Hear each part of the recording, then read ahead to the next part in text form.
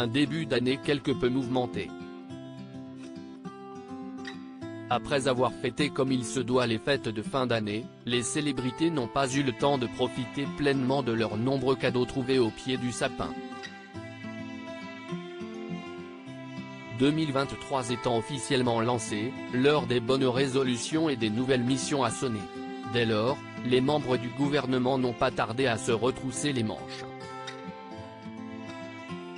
Quelques jours après les vœux du président Emmanuel Macron aux Français, Elisabeth Borne et ses ministres se sont penchés sur les divers objectifs à mettre en place au cours de ces prochains mois.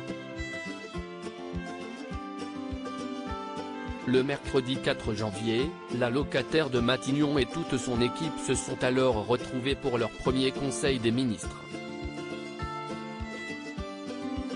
Une réunion au sommet pour commencer à travailler sur la réforme très controversée des retraites.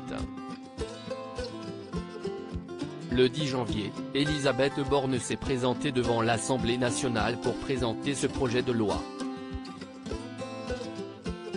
Un dossier épineux qui a suscité la colère de nombreux citoyens et certaines célébrités. Du côté de l'outre-Manche, un autre sujet a fait la une de tous les tabloïds. Après des mois d'attente, le prince Harry a sorti ses mémoires intitulées Le Suppléant, édition Fayard, le 10 janvier dernier. Dès sa sortie, le livre a eu l'effet d'une bombe. Entre les polémiques, les confidences inédites, les révélations, le duc de Sussex n'a épargné aucun de ses proches. Malgré les attaques de l'époux de Meghan Markle, les membres de la famille royale ont assuré leurs nouvelles obligations avec le sourire. Le 12 janvier dernier, le prince William et Kate Middleton ont effectué leur premier déplacement de l'année à Liverpool.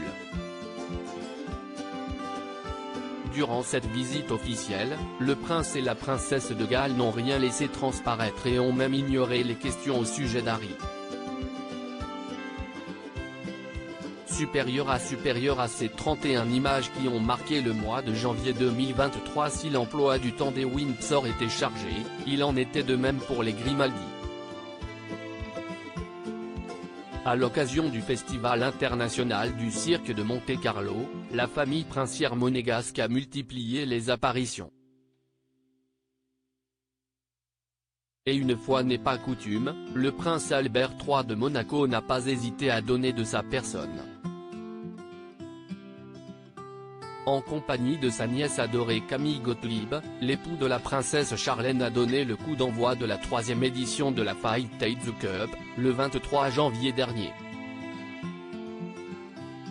Un match amical et caritatif remporté par l'équipe de Louis Ducruet, soutenue par son épouse Marie enceinte de leur premier enfant. Et une autre personnalité n'a pas ménagé ses efforts pour mener à bien ses engagements. Présidente de la Fondation des Hôpitaux de France, Brigitte Macron a de nouveau donné de sa personne pour les pièces jaunes. Toujours prête à relever de nouveaux défis pour la bonne cause, la première dame a pris un temps les commandes de l'émission Le Grand Concours, diffusée le 13 janvier sur TF1.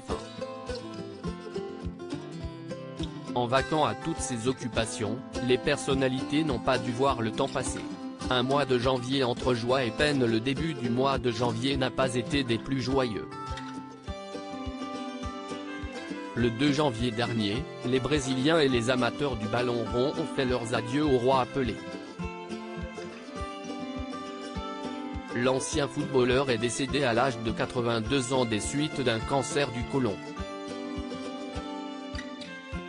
2 jours plus tard, le monde entier a rendu un ultime hommage à une figure emblématique du catholicisme. De nombreux fidèles se sont réunis sur la place Saint-Pierre au Vatican pour assister aux funérailles du pape Benoît XVI. Cependant, ces moments de deuil et de peine ont laissé place à de belles réjouissances. Le 24 janvier, la princesse Eugénie a annoncé être enceinte d'un 2e enfant. Une heureuse nouvelle partagée de façon très moderne sur les réseaux sociaux par la principale intéressée. Et une autre nouvelle a également mis en joie les internautes. Le 25 janvier dernier, les abonnés du chanteur Kenji ont découvert un cliché de lui aux côtés de Florent Pagny. En rémission, après son cancer du poumon, l'artiste est apparu en pleine forme.